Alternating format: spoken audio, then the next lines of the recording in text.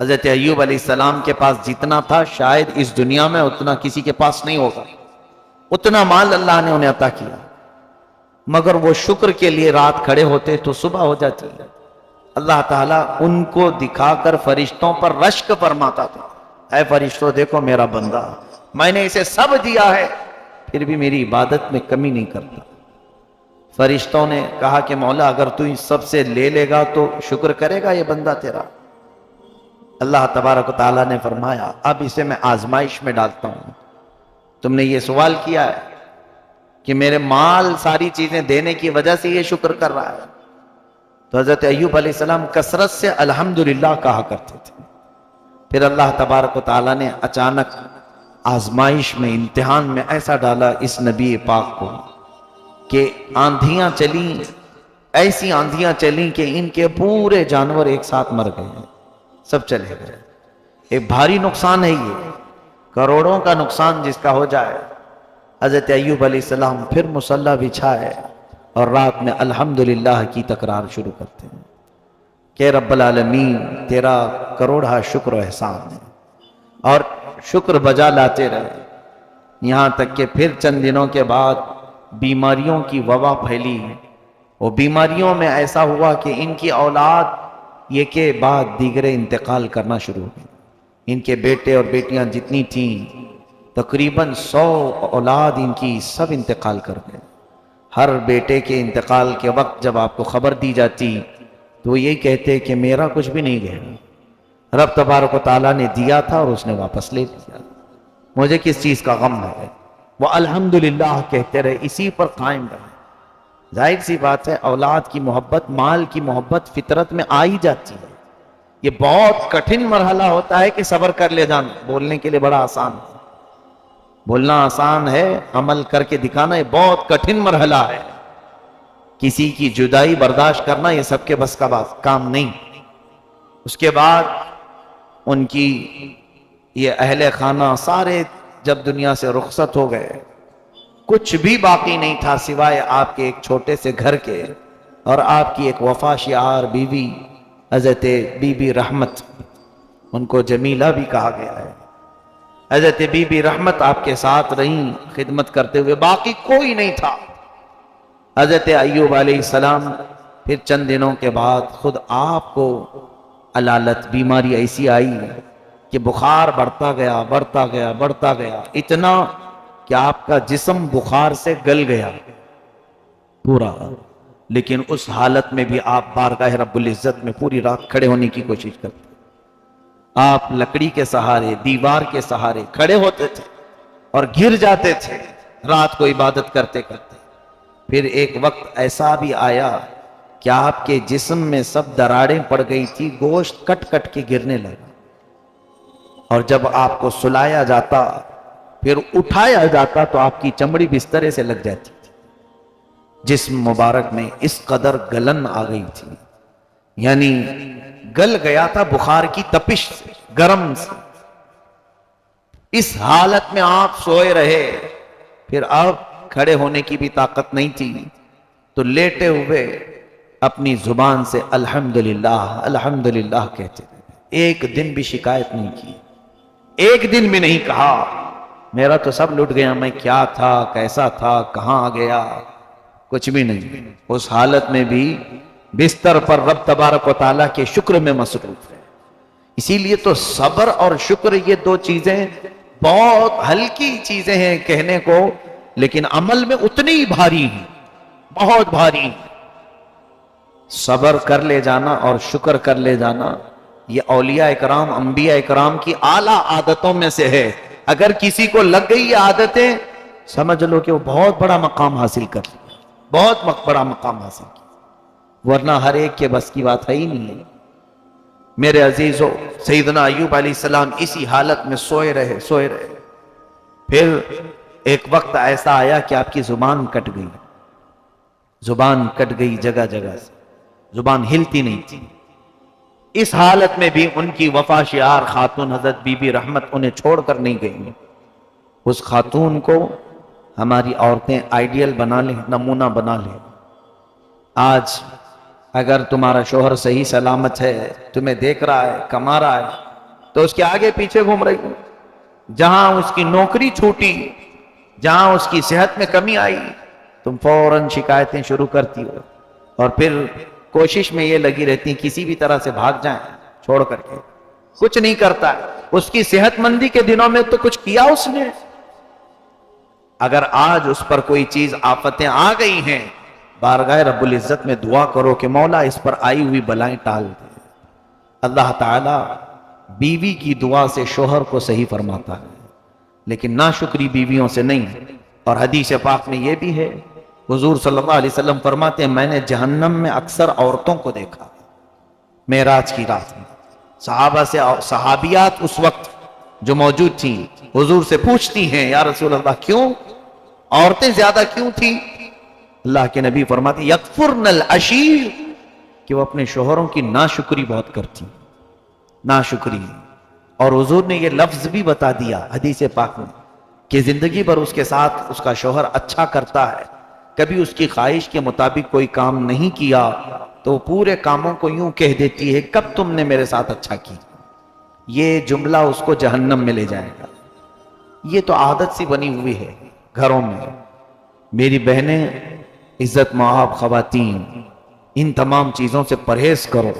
तुम्हारी जुबान जो इस तरह से बेलगाम है आज, ये दोजख में जाने का सबब बन सकती है। अपने शोहर के मुतालिक अल्लाह ताला ने जब ये तुम्हारा जोड़ा लिख दिया है, सब्र कर ले जाओ, बहुत बड़ा तुम्हारे लिए अजर है। जाहिर सी बात है, आज तुम्हारा शोहर जैसा भी होगा, फिरौन तो नहीं होगा, फिरौन तो नहीं होगा। फिरौन हजरत आसिया को सुलाता था और उनकी हथेलियों में मेख मारता था, कीलें ठोकता था और फिर उनके सर की चोटी के बाल से छत को लटका देता था। दिन भर वो बालों से लटकी रहती थी। इस कदर जुल्म करता था सैयदा आसिया पर, इसलिए कि वो हजरत मूसा अलैहिस्सलाम पर ईमान लाई थी और इसी हालत में उनको शहीद कर दिया उसने, मार करके टुकड़े करके शहीद किया सैयदा बीबी आसिया रज़ियल्लाहु ताला ने।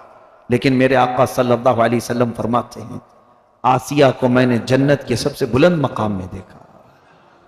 और फिर इतना ही नहीं, बल्कि हुजूर सल्लल्लाहु अलैहि वसल्लम फरमाते हैं, मैं मेराज की शब जिब्राइल के साथ जा रहा था, एक जगह से तेज खुशबू आई। पूछा, जिब्राइल ये किस चीज की खुशबू है? अर्ज करते हैं, या रसूल अल्लाह सल्लल्लाहु अलैहि वसल्लम, फिरौन की बीवी आसिया की कंघा करने वाली जो खातून थी उसके यहां से खुशबू आ रही। उसके हजरत आसिया के बालों में जो कंघा करने वाली खादिमा थी, यह उसकी कब्र की खुशबू है। फिर हजरत आसिया का हाल क्या होगा?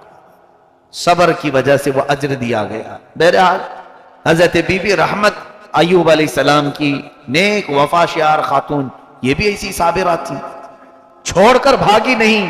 उस हालत में भी अपने शोहर नामदार के साथ खिदमत में लगी रही, खिदमत करती रही। जैसे भी हैं, आज गोश्त के टुकड़े कट रहे हैं, इनके बिस्तर से चमड़ी लग रही है, लेकिन है तो ये अल्लाह के नबी है मेरे शोहर, मैं आखिरी सांस तक इनके साथ रहने वाली हूं। लेकिन इलाज के लिए दौड़ भाग भी करती थी। एक बार बाजार में एक हकीम साहब पुकार रहे थे मेरे पास, हर चीज का इलाज है। ये दौड़ी दौड़ी चली आई, पूछा अपने शोहर की बीमारियां सब बताई, ऐसे ऐसे मेरे शोहर की तकलीफ है, क्या उनका इलाज हो सकता है तुम्हारे पास? उस हकीम ने कहा, बिल्कुल हो जाएगा, चुटकी में मैं इलाज करूंगा। दर हकीकत वो इबलीस था, शैतान मरदूद था। उसने ये जानबूझ करके जाल बनाया था कि आखिर वक्त वो बहुतों का ईमान छीन लेता है। कहा, ए खातून, तेरे शोहर का इलाज तो मैं कर दूंगा, उजरत क्या लोगे? कहा, उजरत मेरी कुछ भी नहीं है, मुआवजा बस इतना कह देना कि शिफा देने वाला तू ही है। वो मुझे इतना मान ले कि मैं शिफा देने वाला हूं। औरतों को कभी कभार मोहब्बत में जब गालिब होती हैं तो कुछ समझ में भी नहीं आता, अंधाधुंध जैसे आज भी बच्चों की मोहब्बत में औरतें बहक जाती हैं। अरे कहीं से तो इलाज हो जाए, मेरा बच्चा बच जाए, ये नहीं है ईमान। मेरा शौहर बच जाए, मैं कुछ भी कर लूं, चाहे मंदिर जाना पड़े, चाहे कहीं मुझे सर टेकना पड़े, मेरा बच्चा बच जाए। नहीं, कुफ्र और शिर्क करके अगर तुम किसी को बचा सकती हो तो फिर किस खास की जिंदगी जी रहे हो? ये ना ईमान है ना इस्लाम। यहां तुम्हारी आजमाइश है, यहां तुम्हारा इम्तिहान है। अपनी चाहे सख्त बीमारी हो या अपने अजीजों की, हराम रास्ता तुम इख्तियार कर ही नहीं सकते, ना करो जब तक हो सके। बीमारी किसने दी तुम्हें? अल्लाह ने। और शिफा कौन देगा? अल्लाह। यह अकीदा बस काफी है। मुझे जो बीमारी पहुंची है वो अल्लाह की तरफ से आई और शिफा भी अल्लाह ही अता करे। इस अकीदे पर कायम रहो बस। हजरत बीबी रहमत गलत जगह पर पहुंच गई थी, लेकिन अनजाने में, और उन्हें अपने शोहर की मोहब्बत थी। उनको ख्याल भी नहीं आया कि क्या गुमराह करने की बात किया है, कुछ नहीं सोचा उन्होंने। दौड़ती दौड़ती आई, अपने शोहर से कह दिया अब आपका इलाज हो जाएगा, अब घबराइए मत, मैंने अच्छा डॉक्टर तलाश दिया है, अच्छा हकीम मिल गया है। कहा क्या? कहां से हकीम मिला? कहा बाजार में एक बहुत बड़े बुजुर्ग अच्छे हकीम है। कहा उजरत तुम कहां से दोगी? हमारे पास तो कुछ है नहीं। कहा नहीं, वो उजरत भी नहीं लेंगे। उन्होंने इतना ही कहा है कि बीमारी सही होने के बाद आप इतना कह दें कि शिफा देने वाला तू। जलाल में आ गए अय्यूब अलैहिस्सलाम बीमारी के आलम में। कहा ए जमीला, तुम किसी हकीम के पास नहीं, इब्लीस लईन के पास गई थी। अल्लाह की कसम, सुनो, अय्यूब अलैहिस्सलाम कसम खाते हैं, अल्लाह की कसम, अगर मैं सही हो गया तो तुझे 100 कोड़े मारूंगा। बीमारी में एक ही औरत साथ रही है, कोई नहीं है। उसके बावजूद ये ईमान की आला मिसाल अगर कहीं मिलती है तो नबियों के दरबार। उनको किसी से कोई परवाह नहीं कि ये छोड़ेगा वो छोड़ेगा, मुझे कुछ नहीं। मखलूक से उनकी कोई परवाह ही नहीं होती। वो नबीउल्लाह थे, अल्लाह के नबी थे। उनका अकीदा तो अपने रब के साथ बड़ा मजबूत था। जाता है कोई तो जाए, मेरा मौला मुझे परवरिश करेगा। बीबी रहमत को आपने कसम खा करके कहा, तब भी वो भाग करके नहीं गई। एक तो बीमारी में तुम्हारा अच्छा करने गई और उल्टा तुम मुझे मारने की बात कर रहे हो, और वो भी कसम खा लिया कि मुझे 100 कोड़े मारोगे। अगर इस जमाने में किसी खातून को कह दें तो वो पूरा बखेड़ा खड़ा कर दे, हमें खुला चाहिए, तलाक चाहिए, मजलिस बिठाओ, मीटिंग बिठाओ, बहुत सारे मामला। यहां पर एक चीज सीखने को मिलती है कि अगर ईमान में मर्द मजबूत हो, अपनी औरतों के मुतालिक ये कह दे, चाहे हमारे घर में कुछ भी हो जाए, गलत रास्ते के जरिए से कोई चीज हमारे घर ना पहुंचेगी। बस इस पर आप कायम रहें, देखें, फिर आपकी औलाद भी, आपका घराना भी इस तरह से चलेगा कि अल्लाह तबारक व तआला सारे सालिहीन आपकी नस्ल में पैदा फरमाएगा।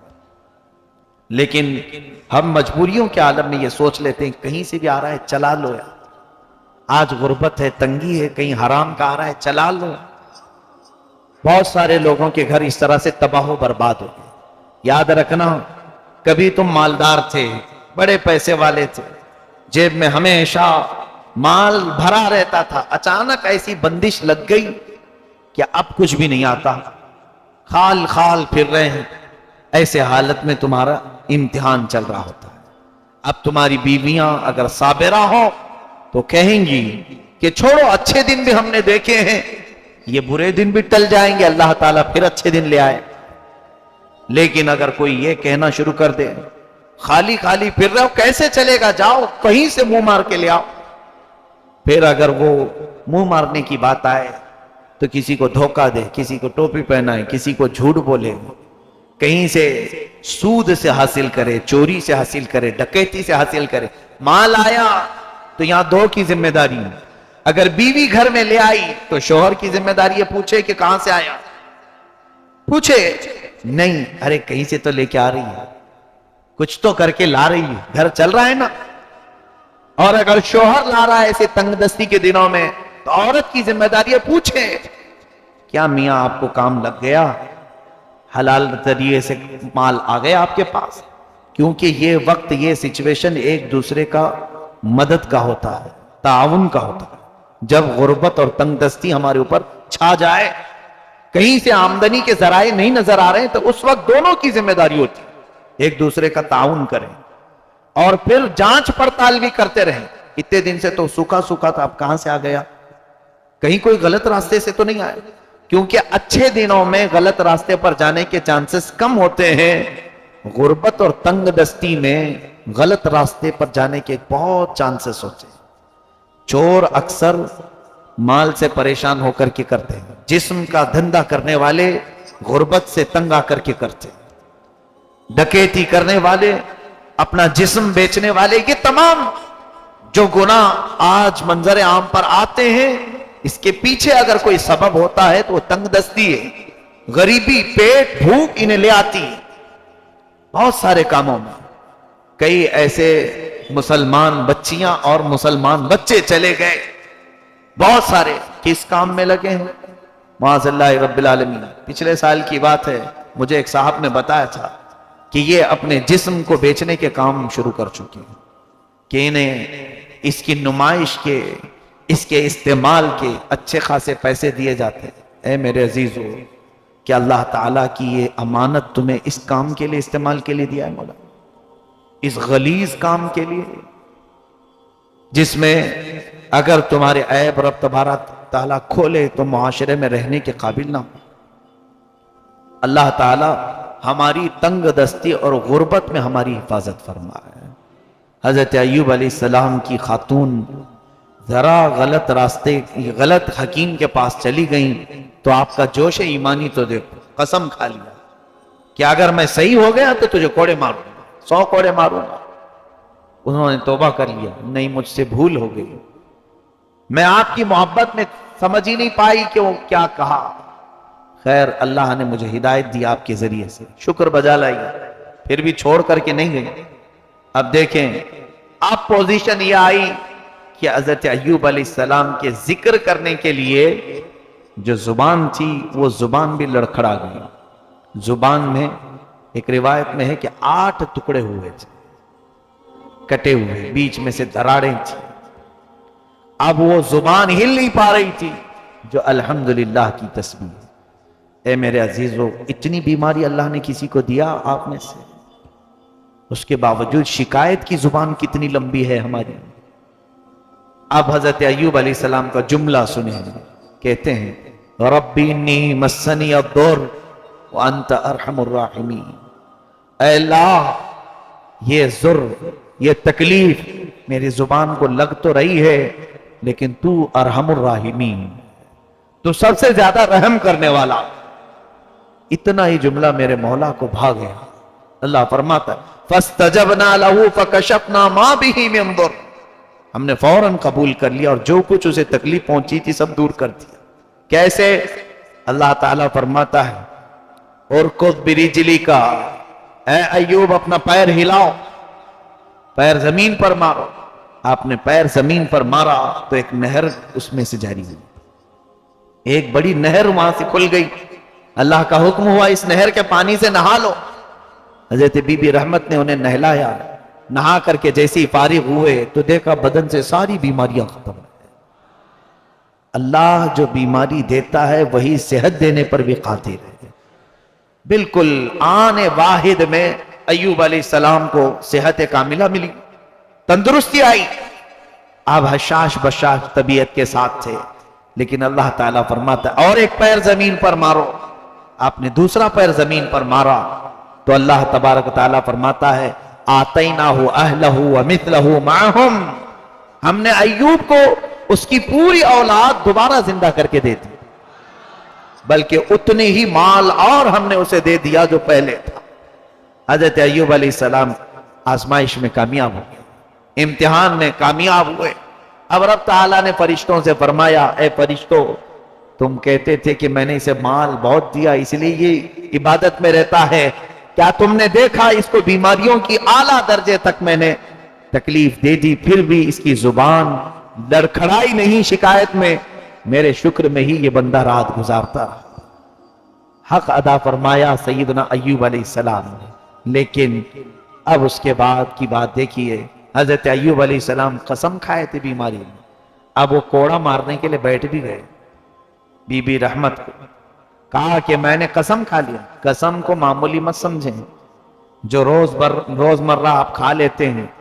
कसम खाने के बाद अगर कोई पूरी नहीं किया तो कुरान का हुक्म सुनिए, फकफ्फारतुहु इतआमु अशरति मसाकीन, फिर उसे 10 मिस्कीनों को खाना खिलाना पड़ेगा, या फिर कपड़े पहनाने पड़ेंगे, और किस्वतों और तहरीर रक़बा, फमन लम यजिद फसियाम सलासति अय्याम। और अगर 10 मिस्कीनों को खाना नहीं खिला सकता तो कसम तोड़ने के कफ्फारे में उसे 3 रोजे रखने पड़ेंगे।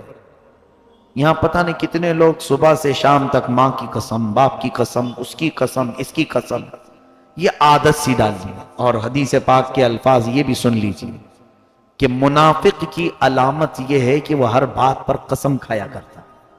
मुनाफिक की अलामत कि वह अपने कारोबार में बेचने के लिए कसम खा करके बेचता है। ला तजअलुल्लाह उर्दतन लिअयमानिकुम, अल्लाह को अपनी कसमों का निशाना ना बनाओ। अल्लाह फरमाता है कसम खाने की जो जरूरत है वो बहुत अलग चीज है। जहां यकीनी बात कही जाती है वहां पर कसम याद की जाती है। अब सुनिए, नबी की कसम ऐसे नहीं होती कि खा लिए और छोड़ दिए, ऐसा तो चलता रहता है ना, उसको पूरा करने के लिए बैठे। अब 100 कोड़े औरत को मारेंगे तो मरी जाएगी। बीबी रहमत और इतनी वफा शियार खातून की बीमारी में भी साथ ना छोड़ी। लेकिन क्या है, हजरत अय्यूब अलैहिस्सलाम ने जो कोड़े मारने की कसम खाई उसको पूरा करने बैठे ही थे कि अल्लाह ताला को रहम है। मौला ताला ने जिब्राइल अमीन को भेजा, कहा है जिब्राइल जाओ, मेरा बंदा अपनी कसम पूरी करके रहेगा। क्योंकि उन्होंने कसम याद की, कसम खाया है, तो ये पूरी करके रहेंगे। उनसे कह देना खुद भी यदि का बेगतन फतरिब बिही वला तहनथ इन्ना वजदनाहु साबिरा। अल्लाह फरमाता है अय्यूब से कहना एक झाड़ू ले ले जिसमें 100 काड़ियां होती हैं, एक बार बीबी रहमत को मार दे, उसकी कसम पूरी हो जाए, 100 कोड़े के बराबर। ये रब तबारक व तआला है, जब वो चाहे अपने मामलात में तखफीफ और आसानी भी फरमा दे।